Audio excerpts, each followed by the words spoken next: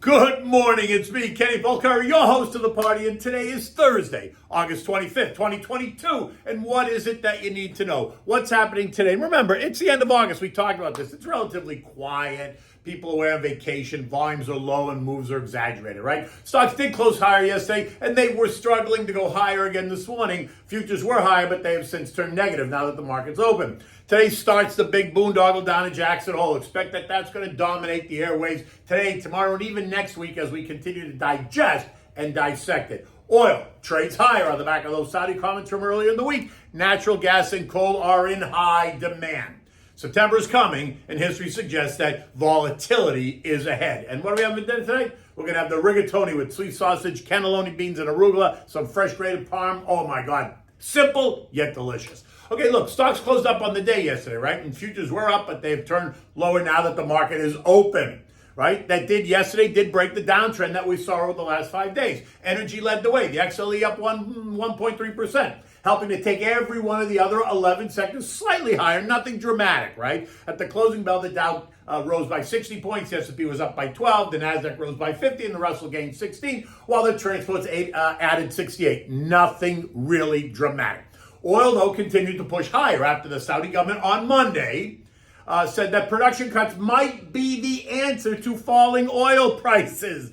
This after Joey's visit to the kingdom, where he went hat in hand begging for them to increase oil output to help bring down the cost of oil.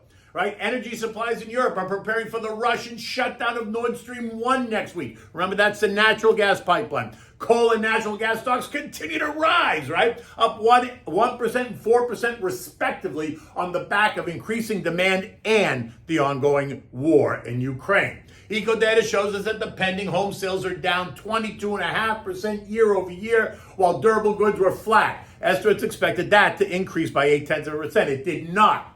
Economic data across the spectrum is falling, causing many to continue to suggest that Powell will pivot and go soft. Don't go betting the ranch on that. I don't see that happening at all. Treasury yields rose, but the yield remains inverted, right? That's not going to change anytime soon, which continues to flash recession ahead. Many still suggesting that if it comes, it won't come until late 2023. I got news for you. You better wake up because it's already here. And today starts the long-awaited Jackson Hole boondoggle, and the Wall Street Journal runs with this feature article, Jerome Powell's Dilemma. What if the drivers of inflation are actually here to stay? What if this is not temporary or transitory? The first paragraph lays it out, and here it is, and I'll quote. Central bankers worry that the recent surge in inflation may represent not a temporary phenomenon, but a transition to a new lasting reality. Central bankers might lift interest rates higher and for longer than they did in recent decades, which could result in weaker economic growth, higher unemployment, and more frequent recessions. And to this, I have to say, is this now the new reality? By the way, I did try to tweet this article this morning from the Wall Street Journal like I usually do sometimes on journal articles, but the tweet failed.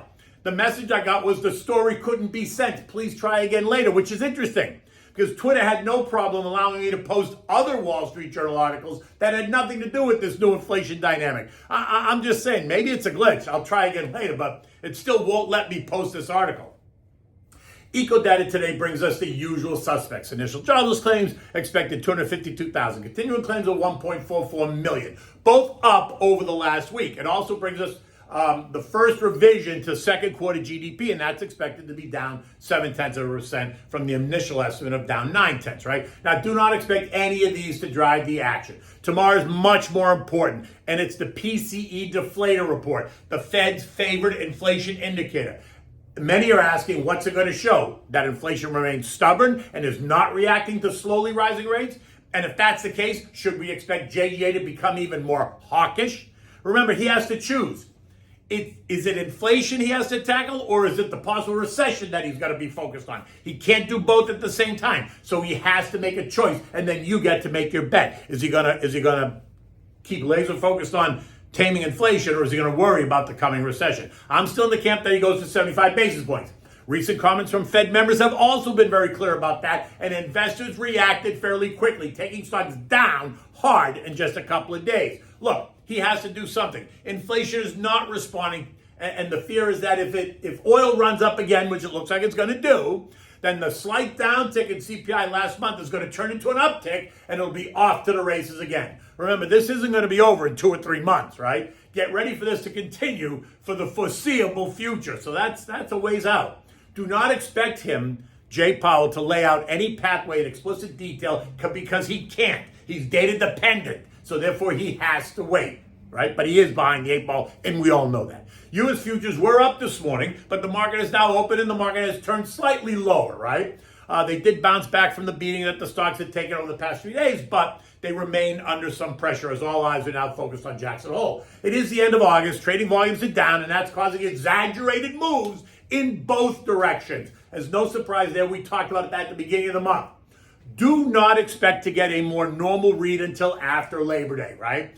At 6 a.m., Dow futures, I told you, they were all up. They've now turned lower, and the market is now open, and so the stocks are now negative. Today and tomorrow are going to be all about what we hear out of Jackson Hole. And next week is the final week of summer, so do not expect very much.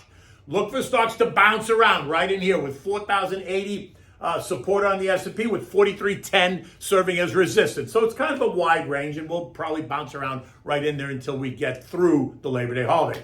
European stocks are up but have turned lower as morning turns to afternoon over there.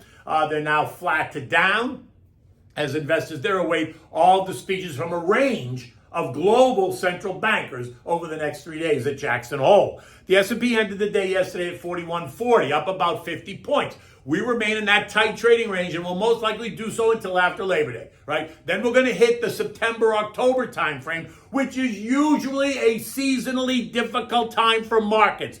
And this year, remember, September has been the worst month for stocks.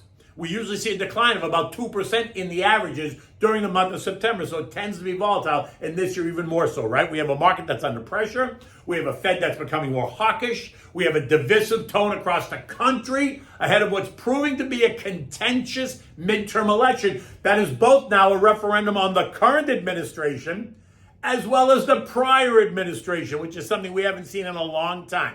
We have government spending that's completely out of control, taxes rising across the board, all while the economy is beginning to roll over. So brace yourself and strap yourself in. There's more chop ahead. And while I do think that the lows of the year are in at 3625-ish, I would not be surprised to see us test 3800-ish before the elections in November.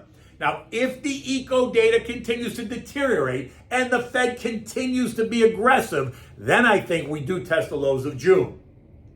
So don't rush to put all your money to work. Be strategic, be smart, right? Feather it in. Do not just spend it all in one day. Go nice and gently over time. You're never going to lose that way.